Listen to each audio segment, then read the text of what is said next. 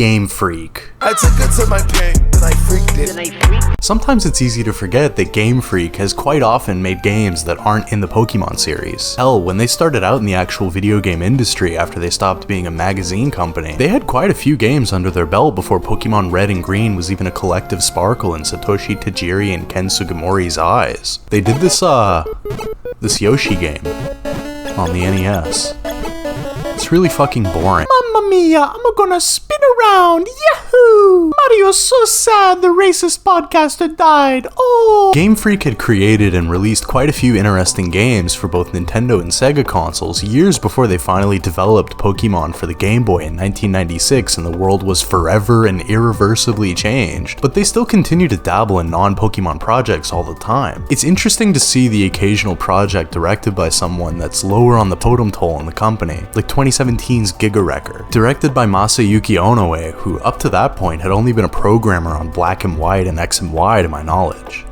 Frankly, I'm not super hot on this game. It's not a very fun game to actually play in my opinion. Puzzle design is a little weak and uninteresting, but it's visually kinda cool at least. It's just nice to me that it was even made. I love the idea that you could be working at a game studio as a peon, but still having that chance to pitch your dream game and then actually getting the opportunity to direct and create it. That's the type of shit I'm always gonna be excited about. You can say whatever you want about Game Freak and the various games they've created over the years and the varying quality of said games, blah blah blah, but you have to admit that it is objectively cool that sometimes they let projects like this actually manifest.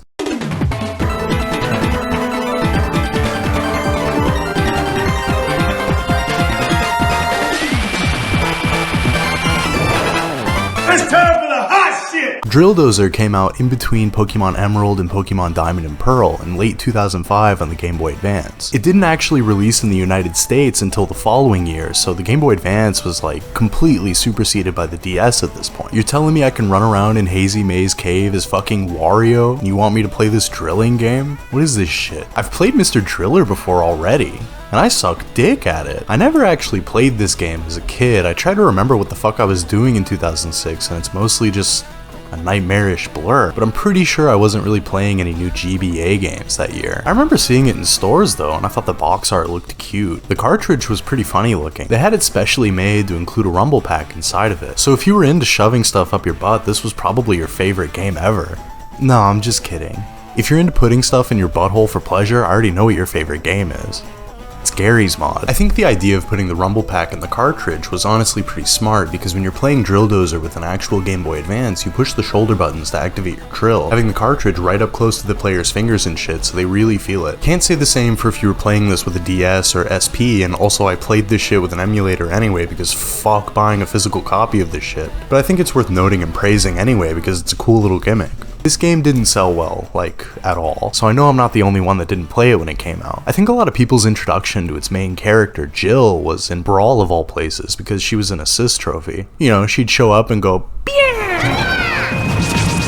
and every kid playing would be like, yeah, wait, who is that? But I always appreciated Sakurai and the others putting random obscure bullshit in Smash Bros in one form or another. It's like in Melee with the Animal Crossing trophies, or like in Smash 64 when I didn't know who the fuck Ness was, but I basically immediately just thought he was awesome. Drill Dozer was directed by Ken Sugimori, who you've definitely heard of before. It was actually the last game he ever directed, and shortly after it and the Gen 4 Pokemon games came out, he stepped back into a supervisor role in the company, and he's still there to this day. Sugimori was getting kind of fatigued with Pokemon at the time, and I think Drill Dozer was his last-ditch effort to rekindle some of the passion he felt for game dev, probably trying to relive that excitement he had when he directed Pulse Man for the Mega Drive back in the 90s by doing another action side-scroller type of game instead of more top-down turn-based shit for the most popular franchise in human history. I'd like to think he had fun with Drill Dozer, but after it came out he pretty much retired from game development. Like I said a minute ago, he's still a game freak, but he ain't doing nothing. Sugimori's an intriguing guy, kind of a bummer if I'm being honest. He's a very talented artist that I think has always struggled with feelings of inadequacy. He never thought his art was any good,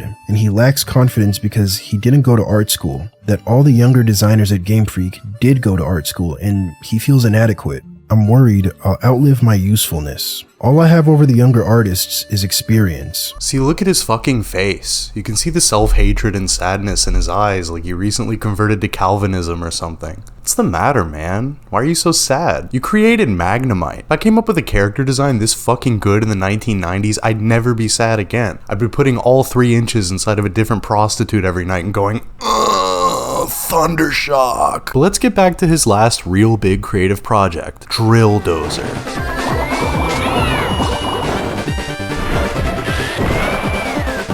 I know this is kind of a dumb shit thing to say, but I'll just get it out of the way now. This game gives me pretty big Wario Land 4 vibes. They're both really fun GBA platformers with really great sprite art and animations and stuff, but I'll do my best to not go, whoa, this part reminds me of Wario Land 4 a million times in the video, because I feel like that'd get old really fast and shit. It's very likely that Drill Dozer was inspired by Wario Land 4 in some kind of capacity because it was one of the first GBA games, while this was one of the last ones. But yeah.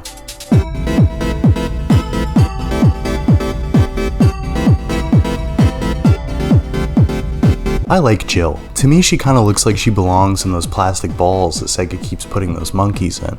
I'm saying her big curled up pigtails make her look like she's got monkey ears. I like the way that they like uncurl when she's surprised or even when she makes sudden movements in the Drill Dozer. I think it gives her a lot of personality, makes her kind of stand out. She also looks like she's just a grade school kid, but her dad runs a thieves guild called the Red Dozers, and when he gets hurt by a rival gang, she steps up to be the new boss. This is the entire premise of the game, and it's summarized in a little comic that Mr. Sugimori drew called A Girl and Her Dozer, and I think this came bundled with the game when you bought it. I really dig these character designs a lot. I don't know what Sugimori is smoking, man. His stuff is good and it's always been good.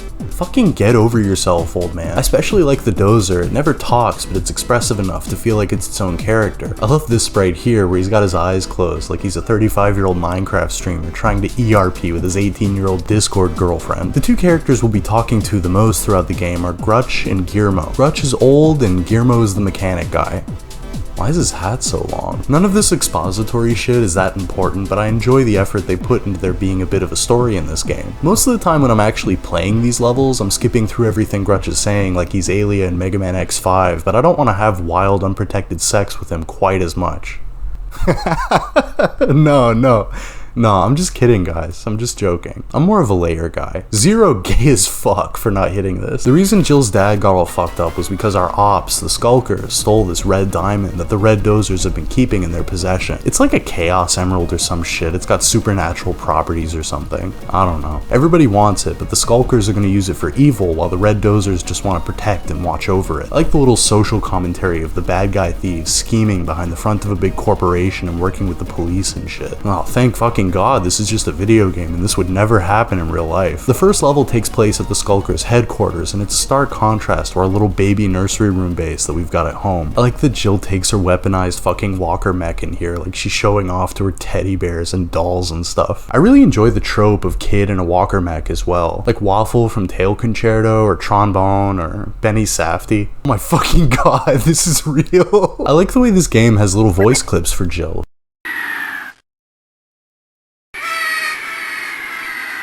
She's pretty much just screaming and yelling here, and it's pretty funny. It takes a few minutes for the first level to really get going because Grudge keeps popping in to tell us how our drill works. But the basic gist is that you use the shoulder buttons to drill into shit like blocks or certain walls or even random objects in the levels, like these desks in the offices or these statues here.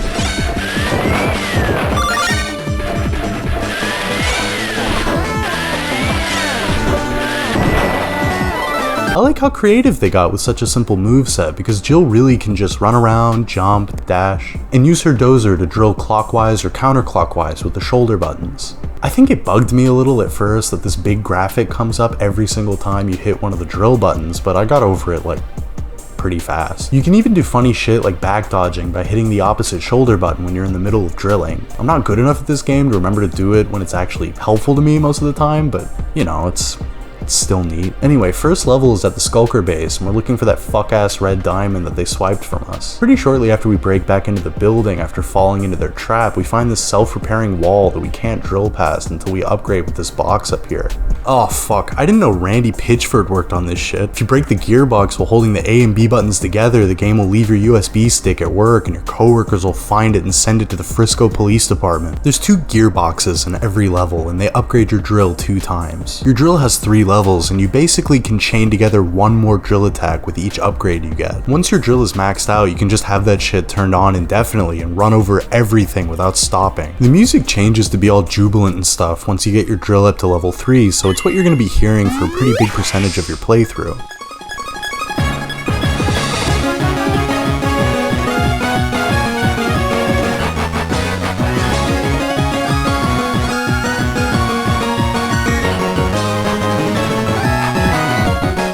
I'm cool with it though, I like the song. I like the music in this game a lot in general actually. Playing this for the first time as an adult is kinda awesome because there's a good chance that you have a lot of nostalgia for Gen 3 Pokemon and those kick-ass trumpet sounds that Go Ichinose laid down on every track. He worked on the soundtrack for this game too, and it uses a lot of the same sound fonts. Every track in this game wouldn't sound out of place in a Pokemon Ruby ROM hack or something. I recently learned that the reason brass instruments were so commonplace on the GBA was because the GBA didn't have a dedicated sound chip, just a CPU, and brass instruments apparently are easy to replicate in a wavetable and work well with low bitrate, so the CPU can focus on shit that matters more, like the graphics and the games running at actual playable frame rates. I learned this and stole this information from a fantastic video by Joe Chrisman that was all about Yoshi Topsy-Turvy's soundtrack. He goes into detail about all this stuff. I recommend giving it a watch. It's a really interesting and informative and funny video, and Yoshi Topsy-Turvy is such a weird game that nobody ever talks about. Yoshi turns into a ball.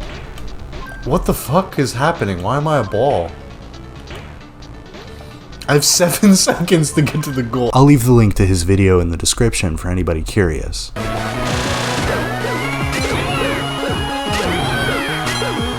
Chaining drills together is a big part of this game. When your drill is at level 2, you have twice the amount of drill time to pass these regenerating walls or blocks that are next to each other, or these stupid enemies that very occasionally halt your progression like you're playing Battletoads. They're just so pathetic. It feels like winning a race to finish reading Green Eggs and Ham against Kai Cenat. Every level features a boss as well, but this first one barely counts because it goes down so fast. Even if Guillermo over here didn't spell it out for us, it's pretty obvious where we're supposed to shove our drill. Just fill the hole filler. Okay fellas, I beat the first area, come pick my ass up. I like this little room inside of the trailer and this cutscene that shows the Drill Dozer itself gets tired after every level, and the gears you pick up stop working. Reasonable enough. Every level will start out at gear 1 and we'll find more of those gearboxes to level up. I enjoy this because some levels are built in mind with you having just one gear upgrade or no gear upgrades, and then sometimes they'll throw you into a level where you're gonna get to level 3 pretty quickly and have to utilize your drill at max power for most of the level. That was a fucking weirdly constructed sentence. Like sometimes there are these big gooey blocks that you can't destroy, but you can sort of bounce off of them, and the amount of distance you'll get off of reversing your drill is dependent on what gear you're shifted into. It feels fucking good too to switch your drill up suddenly when you're in the middle of using it. Kinda makes me feel like I'm driving stick and that I'm a really cool guy that works at construction sites or something instead of being a fucking video game YouTuber. This video is sponsored by my sense of self-respect. Please consider supporting me on Patreon so I can afford to pay rent and my landlord won't crucify me in the parking lot of my apartment complex. Every level has 2 areas, kind of like how most 2D Sonic games have 2 acts. The second area, the Skulker Factory, introduces enemies that don't die in one hit, and the game starts to open up a little bit. There's diverging paths to explore and new objects to interact with that are introduced, like these little mobile wheel things that move along the dotted path. I like that your gears in the UI start vibrating when you're drilling too, that's a cute detail. I also really enjoy how they knew that you were probably laughing at how pathetic the first level's boss was too, so they throw another one at you in the middle of the level and then a second one pops up behind you. It's fun to bounce between the 2 of them like this. Even with bigger health bars, they can't really touch us.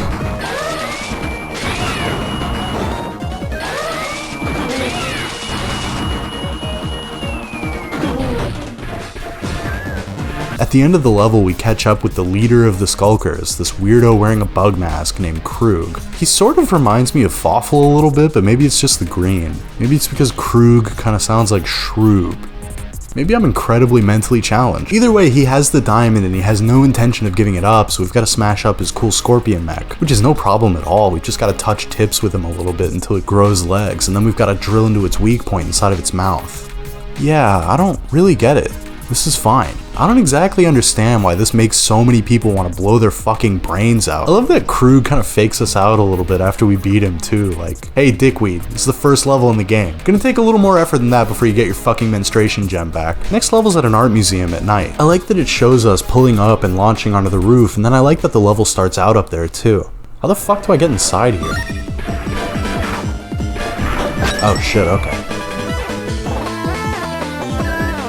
I want to shout out the art team for this game. I really enjoy the sprites for Jill and the enemies and everything, but the backgrounds and environments and stuff were all really nice too. They did a great job making every level look distinct from one another without making any of them visually confusing for the most part. It's a simple looking game, but it's all appealing in my opinion. This level introduces these air ducts that we can travel through by drilling in the correct direction. It kinda sucks moving through these when we don't have any drill upgrades though.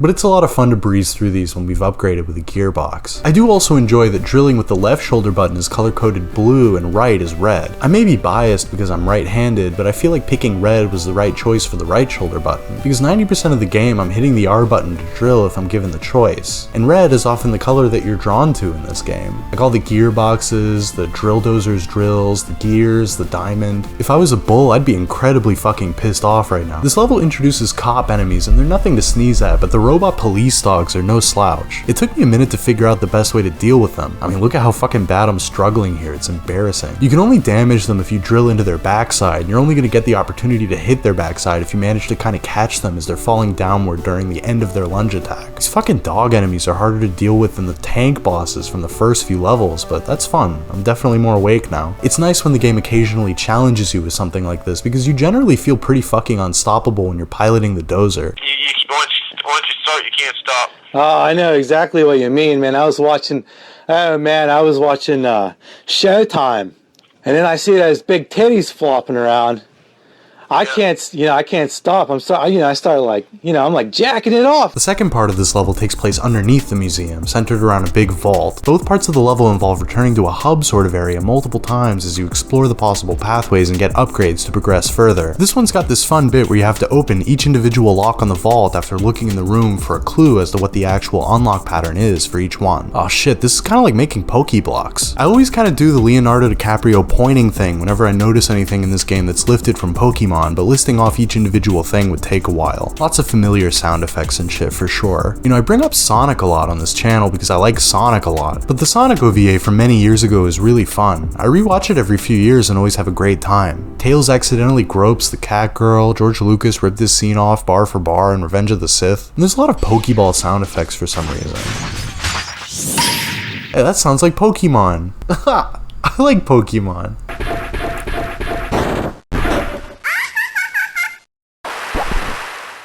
What, you think she's laughing because she's one of those smug, snobby girls? No, she's just watching The Office up there. Retarded. Detective Carey's master plan involves throwing a bunch of EMP bombs down at us really slowly. Our counter is to slowly move the water fountain left to right to disable the bombs before they can explode on us. This isn't exactly the most exciting minigame or anything. I kind of prefer spinning the locks around, but it's funny to watch the cops retreat right after they run out of bombs.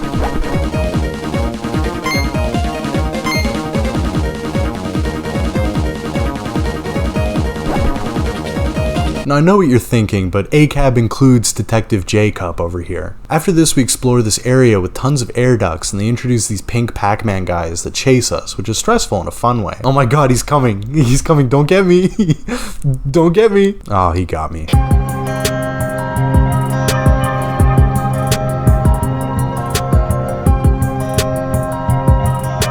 The boss fight inside of the vault is pretty cool. Detective Carey shows back up in a big police mech and she throws these big ass handcuffs at us. If we get caught, it's really hard to drill out of them before she comes over and smacks us. The handcuffs sometimes swoop back like a boomerang too, so it's extra hard to dodge.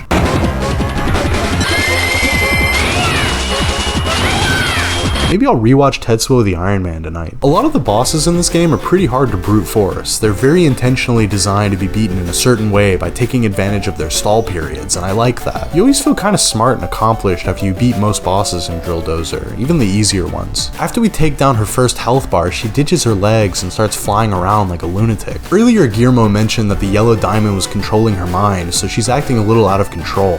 I guess she wouldn't be the first cop to use this excuse. The second phase is fun though. She just kind of shoves her hurt box in our face and it's fun to watch her flail around while we drill her in the ass. She starts throwing her lackeys at us and they've got riot shields and shit, so they're a little bit annoying to deal with, but it's not too hard to beat her and take the yellow diamond. Wait, yellow? I thought we were looking for red.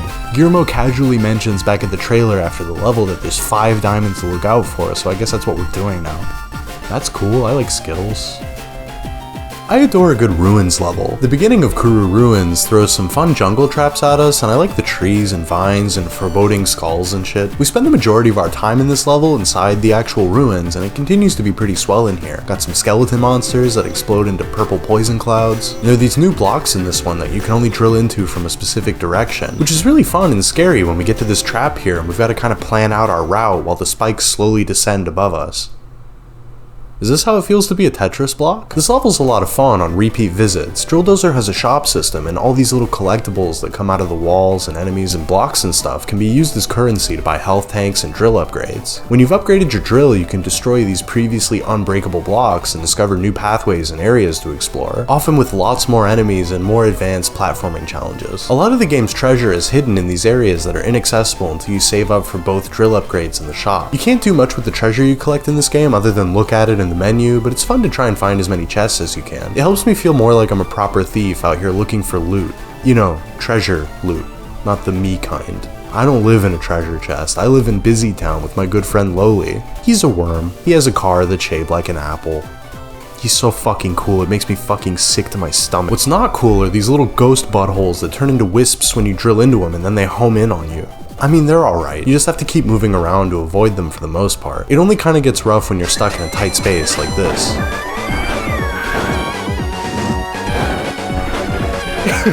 Hey, let's play a game real quick. Really, you and me, right now, we're gonna play a game together. The game is called Where Have You Heard This Sound Effect Before? Okay, you ready? If you answered the sound of a bitch-ass Kricketot lowering my attack stat in Gen 4 Pokemon, then you'd be right. You win a prize. I don't know what it is yet, we'll figure that out later. I think it's neat that the sound effect came from this game first. I'm guessing that they just liked it so much that they decided to use it again.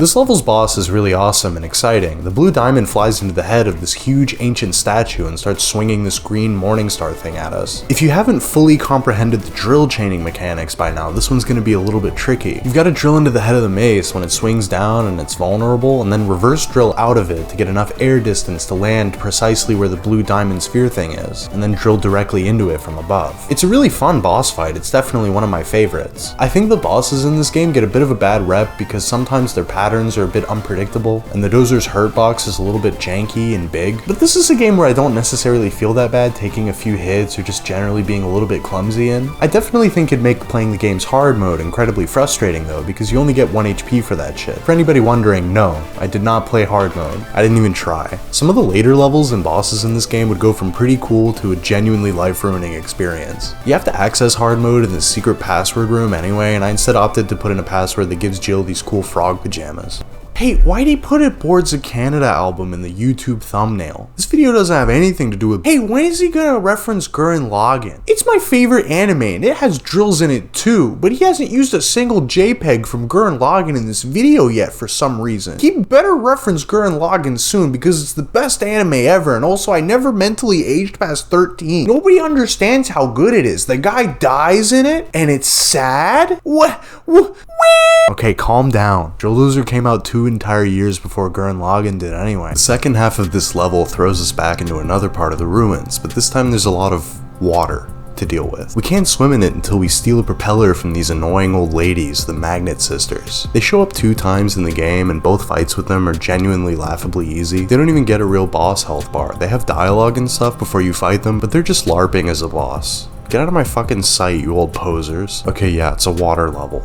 I'm not crazy about it. You lose a lot of the precise control that you have when you're on land, and it's painfully slow to get anywhere when you're on first gear. It gets a little more fun when you find second and third gears, but it's not a level I ever really want to come back to. I recognize and acknowledge that the developers assume by this point in the game you fully grasped how to use the Drill Dozer, so they want to start throwing you some curveballs to keep you on your toes, but blech. It's not all bad though. There's still some sections in the level where you resurface and do the usual fun exploring on foot, and it never gets to be so frustrating that you want to stop playing.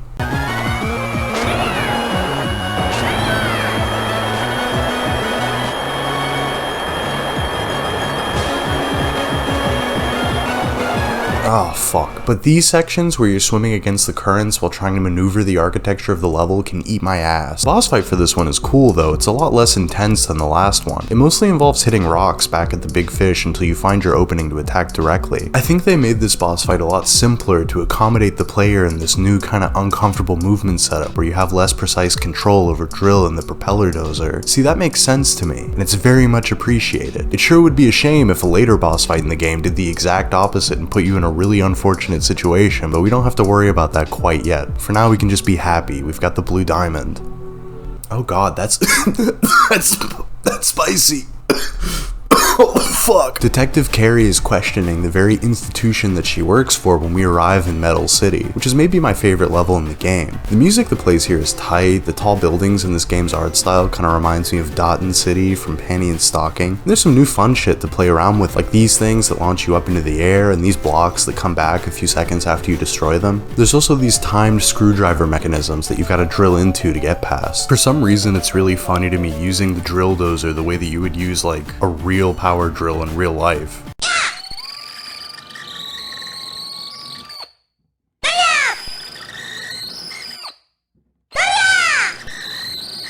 This fucking bookshelf is gonna build itself, boys. We get to enter some big buildings to smash up enemies. There's even a train. I love this section because it's endlessly entertaining and hilarious to watch the cop enemies get hit by these railings or whatever that zoom past the top of the train. Bunch of knuckleheads. I like how vertical this level feels, and I enjoy the few puzzles involving the timed blocks and the squishy blocks in conjunction with one another. Yeah, this level feels like listening to Neil Young in an empty Jersey Mike's parking lot while the sun is setting. This second fight against Carey is a tiny bit frustrating to play, but I think it's a cool idea in theory. The timer on the screen behind us tells us how many seconds the bombs have left before they explode, so we've just got to play hot potato and count when it's time to shoot it back at her because it's the only way to damage her this time around. I love the way she bangs her fucking fists on the ground when she misses hitting us. Jesus, she's fuming. Reminds me of that video from like 15 years ago where Deadmau5 was so mad and he was saying all kinds of crazy shit. I am like fucking insane on my fucking face, on my fucking time! Like I'm such a disrespectful bitch. Buddy, why don't you get back in the studio and make another Tech House record, okay? Yeah, it's actually a pretty dope boss fight. I just suck at it because I don't know how to count, or fly a kite, or tie my shoes. It's just hard, okay? I get all fucked up with the loops and it's impossible to untangle the laces, so I just wear my Minions Crocs everywhere now. The first few minutes of the second act of Metal City is great. More timed blocks, more enemy gauntlets where we can just fucking wail on the cannon fodder, and we even get a fun little fight against the Magnet Sisters again. This one's insanely funny. I love attaching to their magnet and making them spin around like a motherfucker just because I hit the R button. Am I a bad person for finding this level of elder abuse funny? I don't know, but more importantly, I don't care. Unfortunately, my more clever viewers may have figured out already, but since these old bags are back, this means we get another fucking propeller and we have to spend the rest of the level flying around like an asshole because the controls are slippery and slidey. Again. Just like the water level, it's rough till we get our gears up, and then it's fun for a few seconds while the game gives us the opportunity to drill through a bunch of blocks before it makes us have to carefully slide through obstacles, and I kinda just make this face for the rest of the level. I have good news though, the boss of this act is by far the lowest point of the game.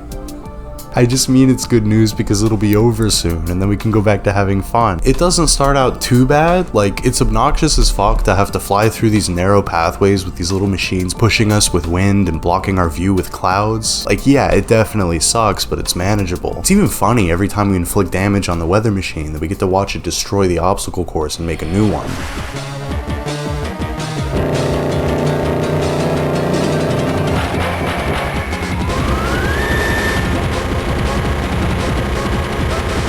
The main problem is what comes next. These fucking little shits on the side shoot lightning bolts every few seconds, and it is so incredibly difficult to maneuver through all of them to get a measly chance to hit the thing at the top without taking a ton of damage and falling all the way back to the bottom, starting the process over again. The biggest issue with this whole thing is that the lightning bolts at the top will hit you if you're drilling into the boss itself, giving you very little time to actually hurt it and putting you in this impossible situation where you've got to have godlike reflexes and timing to be able to pull it off without running out of health. I understand that this is a skill issue on my part, but in my defense, this is a stupid fucking boss, and I was so happy when I finally managed to beat this shit with 2 HP left.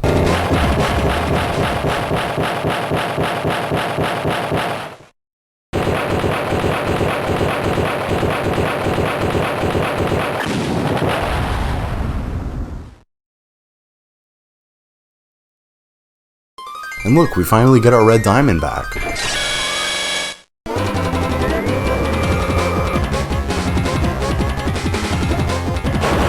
Please don't fucking make me fight this thing anymore. This is cruel and unusual punishment. The second phase of the weather machine is thankfully a lot less frustrating than the actual cock and ball torture that we just endured, but it's still far from being a good boss in this game in my opinion. It's invulnerable for most of the time it's flying from side to side until it stops and charges up a really big laser before giving us the opportunity to damage it. The problem is that if it corners you and it starts to charge up said laser, it will definitely hit you for at least 2 damage because you don't have the room to dodge its attack and you aren't really equipped to get out of the way fast enough with the stupid propeller on our nose. It takes a lot of hits to kill and it gets faster as its health bar gets smaller. It's just kind of a slog at best and it's salt in the wound that the previous phase of the boss fight already was at worst. But you know what? Here I raise my Ebenezer, hither by thy help I'm come. And once the stupid ass weather machine is actually destroyed, we finally get to take our precious red diamond back home.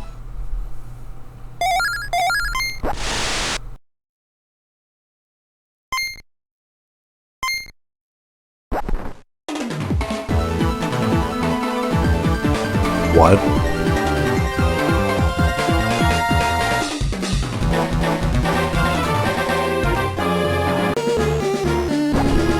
What the shit were you dummies doing? Thanks, Grutch, very helpful. Are you ready to go to prison on a child endangerment charge, you stupid old bitch? Ironically, we're the ones actually going to jail. The damn police commissioner is taking bribes from Krug and his boys. Even Detective Carey thinks that this is fucked up and wrong. Thankfully, the Dozer, somehow, magically, has come to life without a pilot and we get to play as him during this stealth mission. Our abilities are limited without a pilot. We can't jump very high or hit switches or drill for too long. But we get to sneak through the station avoiding these lasers by shutting ourselves down when they pass us. This section isn't very long, so it doesn't overstay its welcome at all. It's honestly kind of a nice palate cleanser after the flying bullshit. We even get to see a sweet little cutscene here that shows that Jill's dead mother was somehow powering the Drill Dozer through the red diamond. Aww.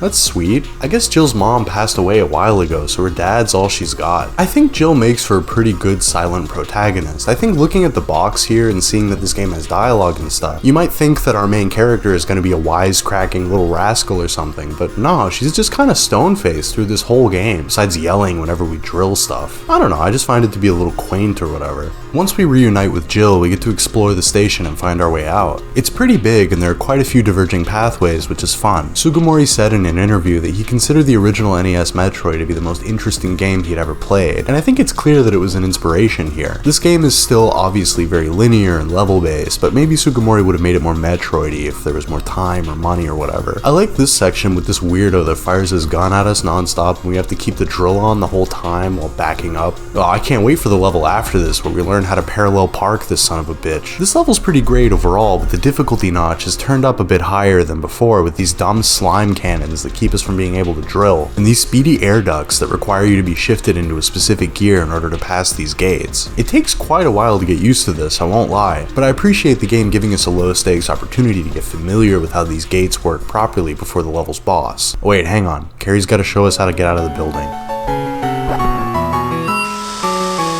Okay, thanks, Shorty.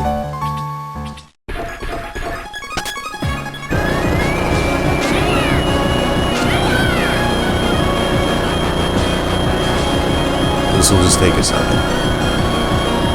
Your mileage may vary with this boss. You have to hit his big robot arm into his big robot head, and then you've got to drill through his big robot veins and arteries. And there's 3 separate miniature stages that we have to travel through with a really strict time limit. If you don't make it to the end in time, you've got to start the phase all over. It's a bit exhausting, but ultimately way more fun than the stupid weather machine boss, so you won't hear my stupid ass complain about it. It feels good to cause a little damage and then shoot out of the robot, get him to bonk himself on the head again, and then jump back in and expertly shift into the correct gear to zoom through these pipes.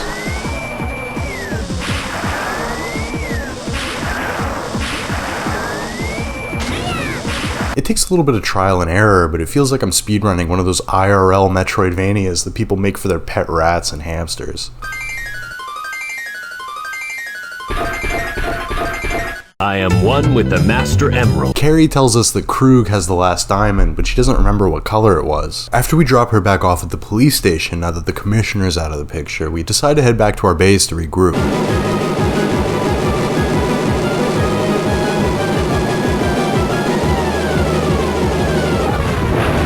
Dude, You didn't have to nuke my fucking house. The drill missile is traveling down into the secret bunker where Jill's dad and his gigantic foot are still recovering. So we've got to find a way inside of it and stop it before this shit makes us have 2 dead parents. Look, I like Grutch and Guillermo, but they're clearly not equipped to raise a little kid. Jill would die of malnutrition after a week with these guys. They're clueless. Inside of the missile, it's a fairly short but very chaotic level packed full of hazards. When we get to the halfway point, another timer pops up and we've got to haul ass through these big clusters of blocks that have sensor bombs inside of them. The timer isn't quite as difficult to deal with this time, at least, especially if you do your best to slide past these bombs when you're given an opening. Once the missile's been stopped, Krug gets pissed off and reveals that his entire base is just a big mech, and he starts plowing through the city on a rampage. So now we've got to go, like, actually stop it.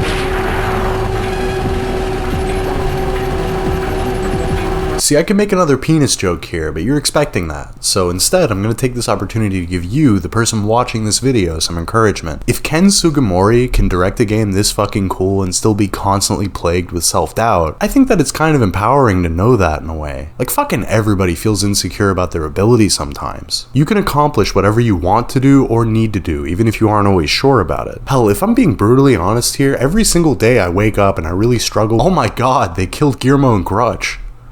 No, it's fine. Carrie's gonna go save them while we play more of the game. Honestly, this level is kind of a breeze after destroying the commissioner's giant robot from the inside and stopping the gigantic drill nuke, but running around on top of the gigantic base while it moves through the city is fittingly epic and bombastic and stuff. Nothing in this level feels like it's a huge danger or anything, but it's flashy and it's a nice spectacle with the missiles falling down onto us and getting to fuck up more of those tank units like we had to fight at the beginning of the game. This isn't the only time I've seen a video game turn an early game boss into a late game enemy or anything, but I always like it and clap my hands together like a dope whenever I see it happen because I like it each and every time.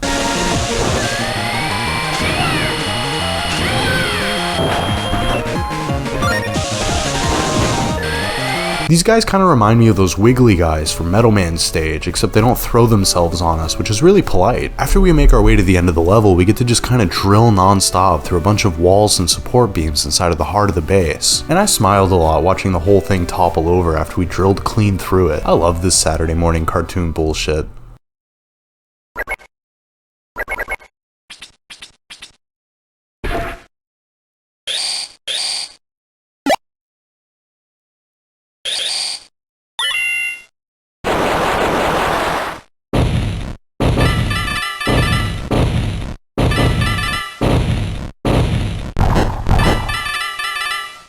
The Dozer has now suffered 2 flesh wounds, and we can no longer— yeah, I'm referencing fucking Monty Python, alright? I'm a fucking millennial, and I love avocado toast, and masturbating in the shower, and not owning a house. The Dozer gets so fucked up that its drills fall off, and now we have to use our fists during the final boss? Part of me finds this to be very stupid because the whole game we've been using the Drill Dozer for everything, and now suddenly when it matters the most, the game throws it all away to give us a new moveset where we can only punch once after charging it up like we're fucking Donkey Kong. But a different part of me, a much bigger part of me, finds this incredibly funny, and punching this chode in the face hits like crack. The game knows this too, it makes a fucking meal out of it. It cuts to slow motion and they animated him spinning around and shit because they knew that this was the perfect way to end this game.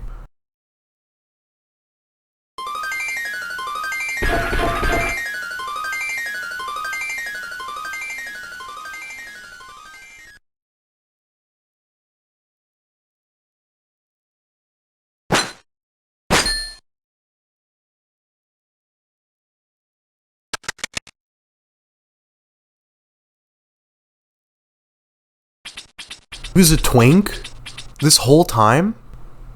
Okay. Drill Dozer isn't the greatest game I've ever played or anything, but it is one of the most charming video games I've played in a while, and I can honestly say that I don't think there's anything else out there quite like it. It's incredibly underrated and overlooked, and I think that pretty much anybody could have a really fun time with it if they gave it a shot. There are a lot of hidden paths and levels that you can only access after going back to them once you've beaten the game and bought the final drill upgrade, so there's a lot of incentive to keep playing it once you've rolled credits, and I just think that more people should check it out. Now that I've had the chance to play it myself, I can honestly say it's a pretty unforgettable game, and I hope that everybody that worked on it is really proud of themselves because I think they did a great job. It'd be cool if it got a sequel or something someday, but even if that never happens, I think that this game will always be one of the more interesting titles in Game Freak's catalog.